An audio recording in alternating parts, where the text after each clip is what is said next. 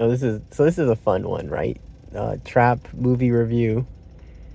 And it's fun because this film, it does it's kind of whimsical. I think you can say it's so like that concert. The concert scene, it's kind of like its own segment of the film, right? The concert segment, and it go like the trailer. A lot of parts in the trailer are what happened in the concert part, and so the second half is like completely, and it's like, I don't know. The second half of the film is funny. The way it goes about, the way it's structured, it's kind of funny, in my opinion. And he's an escape artist, right? This guy, he's not just a killer, a serial killer, but he's an escape artist too. And he always, even towards the end of the film, he takes his handcuffs off and he's laughing. And I want to think that he's laughing at like, these people are really trying to catch me, and they catch me. I mean, you caught me more than once, and like I still got away with it. So I'm gonna get away again. He lunged at one of the SWAT guys, and he like was gonna gouge his eyes out. Like he probably, I mean, he did kind of gouge this guy's eyes out. And then I like when he gets, they tase him again, and then that lady, the profiler lady, she tases him as well in that scene, and he falls down, right? And what was I thinking? Fucking yeah, she tases him, and like nobody goes to treat this dude that just got his eyes gouged or pressed in by the fucking what's his name? Connor. Is it Connor? I think it's Connor. And then the wife's name is Rachel, and then I don't remember what the daughter's name is. But and the daughter said, "Dad's acting weird. He was acting strange. Dad's acting odd." And you've seen it on the trailer though, but I like that we get it in the film, and then even when she gets to the house, the daughter, she mentions again to her mother that dad's acting weird. Dad's acting up. Dad's acting weird, and he's got a son. He's got a little. He's got a little. The son. They said everybody's name in the film, but yeah, he's got a son. I like when that. So the singer lady, she goes over to their house, and when she's at their house, she's talking about, oh, the profiler. You know, we don't know too much about this Busher guy, but she made a profile about him, about how he, you know, what he is. They have what car he drives, his personality. He probably got his OCD. They give us a hint in this film and towards the beginning when he has how do you call, him and the daughter are eating some food, and he has these napkins in his hand, and he like folds them really neatly. And in that one scene, I said to myself when I saw that scene, oh, maybe that's like to show he's a neat freak, right? That he's everything's got to be precise, it has to be to the T. And I like even when later in the film when the SWATs are surrounding his house, he like cleaning up the home. He sweeps up some broken glass. He gets some dishes. He washes some dishes. Like, the fuck.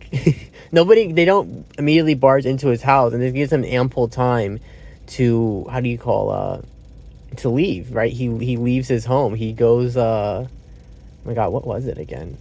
He goes in this underground tunnel, and it's apparently, so he has escape routes, right? That's how good of an escape artist he is. He has this underground tunnel, like in the closet, and he goes to his neighbor's house, and then we get this scene, because like, oh my gosh, I guess there was the switcheroo happened sometime in that scene, because that celebrity girl, she's got her own, I think his name is Jerome, the limousine driver, right? She has no security guard on, funny enough, but she does have her, she got her limousine driver, but then we get the scene where the limousine's driving, and it looks like it's a suburban neighborhood, so it's just feels kind of odd and weird to me, like this is a suburb somewhere. And the car stops, he gets out, and you immediately get the vibe, oh, it's him, and of course he handcuffs her in there. This is the funniest scene, and like he kind of was asking for it in a way, unless he wanted her to get away, maybe, because he escapes too. He escapes through the crowd, because of course he does. I said, oh, surely it must be over then, right? The film. I thought maybe it would be even over at the house, because he mentions that, oh, I think I'm gonna kill one last person. I'm gonna kill myself. That's the good. Yeah, that's how it's supposed to be, right? This is how the story ends. And then he presses the he says some words to his family because they're standing out there by the car, or like in front of the car. He's about to leave. I think it was Rachel's car. He's about to take Rachel's car. And then what do you call he lowers the garage down, right? And that'll make carbon monoxide poisoning, because that's how he's gonna kill that young man. He's gonna kill Spencer Gordon, his name is 22. That's the guy that you see in the trailer on the phone, right? That gentleman. And I guess he just kills, I guess he kills people just to kill them, because and all his victims, they're all men, as far as I'm concerned, of various ages, and seemingly random too. So he just kills random guys. I don't fucking know. Is that there's some statement there with that, and and he's also like, he's got mommy issues, the guy, and how do you call, in the film we see like this apparition of a woman, an old woman, and it didn't click for me initially, but then it, like, okay, maybe that must be his mom. I guess that's his mother, and he's seen her. So I guess that's just a normal thing for him, though. He just sees his mom occasionally sometimes, and yeah, because he's got like mommy issues. And then I like when he says to his wife Rachel, because of course he's in the house, right? Rachel, you always do that thing, we put your hip on your shoulder like it's supporting you, blah blah. And he tells her like, oh, I'm gonna kill you, like a murder suicide. I was thinking like a murder suicide. I'm gonna kill you, then I'm gonna kill myself, right? That's how the story's gonna end. But then Rachel's like, oh well, why don't we eat some of this pie, because we're supposed to be celebrating because our daughter just saw this concert and she really enjoyed the concert. She likes, Lady Raven is the musician's name in the film. That's another thing I'm curious about with this movie, if the Lady Raven music, right, the concert music, because it's like a good amount of the film is that we get some decently long shots of the songs being performed and stuff in the film, and so it makes me wonder if possibly how do you call, what was I thinking in my head, with Lady Raven, like if they were sort of songs made specifically for this movie, and there'd be like a album, and the trap movies official movie soundtrack will have these songs on them. I'm curious about that. But yeah, she puts because she mentions, oh, your bag was left in the car. The SWAT guys were too busy combing the house and stuff. They didn't pay attention to your bag. But I guess inside his bag he has like I don't know. I guess he has. I thought it would maybe be cyanide poisoning. I thought, okay, he's gonna die here. You're getting poisoned. But I think it's a calming agent or something. Because he doesn't die from consuming, because she puts it in his pie, and he kind of figures it out when he looks down at his plate and there's this white powder, and we're like, what the fuck is that? You know, like, because that's not normal to be on pie, right? Unless it's sugar, but it's probably not sugar. And she tells him like, oh, is that what you used on all of them? And then he tells her, I think he said it calms them, right? So it's a calming agent of some sort, this substance. You can hear my CD. This car has a CD player, and it's like shifting inside, and it's like, maybe that's the car trying to communicate, right? The car is possessed or something. But where was I? Yeah, but then he he has this monster inside of him, I guess this urge to kill people and shit. So he's like, evil, and how do you call, what was I thinking?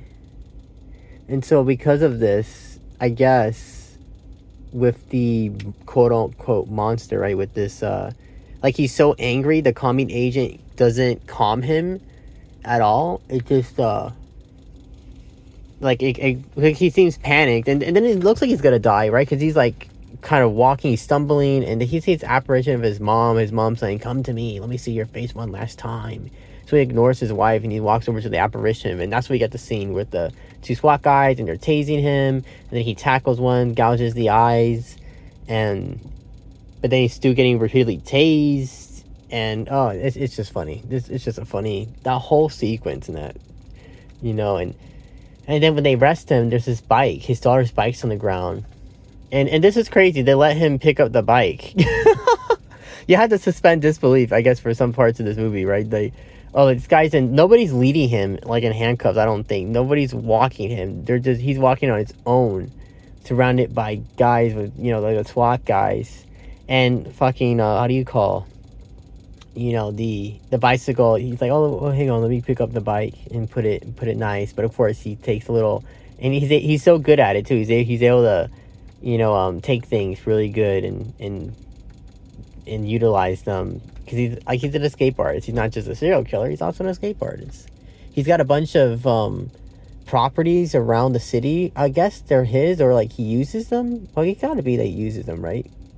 But yeah, so like when he's got people that he kills them, or he keeps them in like random houses throughout Philly. I guess I guess we're in Philadelphia. I don't know where we are actually.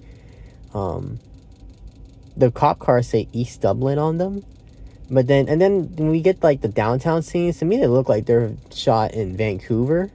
But the story takes place in Pennsylvania in the U.S. Meldo Town or something. I don't even remember. There's this one gentleman. I don't even remember what that guy's name was. Jamie. It was named Jamie. Jamie from the concert that he helps in, because the daughter wants a shirt, but there's only one shirt, and the other girl says, which is true, right? I was here before her, so like I should get the shirt because I was here before this bitch. And so yeah, she gets the shirt, but he says, "Hey, no problem. I could go in the back and grab more shirts." And that's in the trailer we get this scene where he talks to him. But then there's something furthermore in that scene, which doesn't seem likely to ever happen, right? That's another suspend disbelief moment, and it's when the friend, or like the guy at work, right? He says like, fucking Connor says to him, "Oh, I'll follow you to the back to go get that shirt," and so of course and then he takes his key card, but then he doesn't notice. Of course, he doesn't notice that he got his key card swiped by this guy. And it's like, and then there's like another random scene, right? There's a random scene where like, and you see it in the trailer, so we get the idea of like he makes a diversion, right? He does make a diversion, not the one that the lady speculated about the fire alarm. Like, okay, he may do that, something to get people riled up, to make a panic, and he can escape in the panic. But how do you call? What was I thinking? Yeah, he puts like some sort of oil inside the fryer, blows up in this lady's face. That creates a commotion of some sort. And I guess he does that so he can go to the roof. But I guess he does that so he can grab an apron and go. I don't know, actually. Like, that was kind of. I want to see other people's reviews. I look forward to the fish jelly review, because I feel like I can't. I don't know why. So why you got to do that? Let me create this diversion and go up these stairs to what exactly? Like, that was another funny scene. That scene was funny to me as well. Like okay, so let me do that. Let me make this diversion and do that. Gosh, what else? I mean, I guess there's really nothing more really to say in this movie. That's why it feels kind of whimsical, I guess, sort of.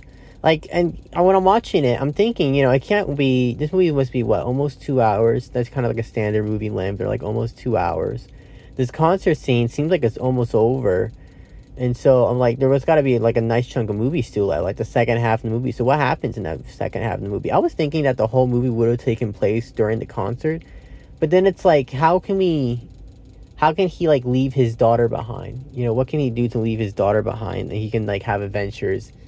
And then there's like only so much you can do. So I guess it makes sense that will be like one part of the film is the concert, and there's the second part of the film that isn't the concert, because how much kind of mayhem can we have in the concert scene? I like that the artist, she invites she invites some people on stage. She invites the first guy. He looks like Rust. Like, at first I thought it was like the musician Rust, but then we get another shot of him, and in that second shot of him, I was thinking maybe it's the guy from Alvin and the Chipmunks, that actor, whatever that guy's name is. But this guy, he doesn't seem like he's too tall, and I don't recall that guy being like short, like maybe average height, but not like short. And with this guy, he seems like he's not much taller than her, at least if I can recall right now in my head.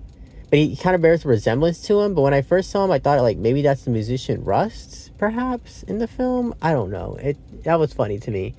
And then there's this other gentleman, this guy with the blonde hair, and that's straight, right? So he sticks out like a sore thumb. And then what's funny with that guy, and with that character is sort of oh my god, what was I thinking of? I was thinking something. Yeah, so he's like rude. He's an asshole, right? He's like a typical celebrity, I guess, kind of trope there. He's rude and nasty. Oh god, my phone's overheating. So let me conclude this. But yeah, that the funniest scene in the movie is him like he sees the daughter, so he fist bumps her. She's like, "Oh my god, he fist bumped me," and then she sees the dad, and he does like this flirty, "I'll call me, I'm into you" thing. Oh my gosh, there was me and some other person just laughing at that. Actually, we actually broke laughing because it just okay. What the fuck? What the fuck? I thought when we saw that guy in the trailer, I was thinking that maybe that guy would have been more pivotal moment in the film, but no, it's very brief and it's just that one scene and it's just so absurd. That lady, the profile lady, she's also like, I mean, not that big part in the film either. It's a prominent role be like Rachel, right, his wife in the second part. And then Jamie, right? Jamie, I guess Jamie's got also like, you know, supporting role there because he shows up and he's the one that he's like, oh, very nice. He's too nice, right? He's like too friendly, maybe. And he says to like in the end of the film, they give us like a, I don't even know what you can call it, a post-credit scene, but they give us a little scene. Oh, I guess you can call it somewhat of that. And in that scene, he says to his girl, I guess his wife, whatever, "I'm not talking to anybody at work ever again. It's done." It's I mean, he's definitely, because he's got caught on camera socializing with him, so I guess he's definitely gonna get some sort of recommend, like, you let this guy in the back. Oh my god, and then he took your key card, you didn't notice. Oh my god. It's, yeah, this film is, it's not bad. It's not bad. I did enjoy it. But, like, it's also, like, it doesn't take itself seriously. I don't think you should. It's not a serious film, right? It is kind of, it's a little silly. Tongue-in-cheek. The musician lady Raven, how she I like when she goes in the house and she confronts him on it. And then there's like, you know, she locks herself in the bathroom and takes his phone, and it's like all shit hits the fan, so he just freaks the fuck out and he's banging and everybody, "Oh, there's a panic, oh my god, stop, what are you doing?" It's oh my gosh. This film. Yeah, Trap movie review. Yeah, I give it 4 stars. It's all right. It's nice. You can wait for it for streaming though. I want it. Well, maybe you want to have a fun time in the theater because it's kind of funny. It's kind of, like I said, it just feels whimsical to me. Like, it's not like a thriller. I would say comedy is appropriate to say for the film. It's a little comedic. It's just a little, okay. That's a little dramatic, but okay. Yeah. Thank you for listening.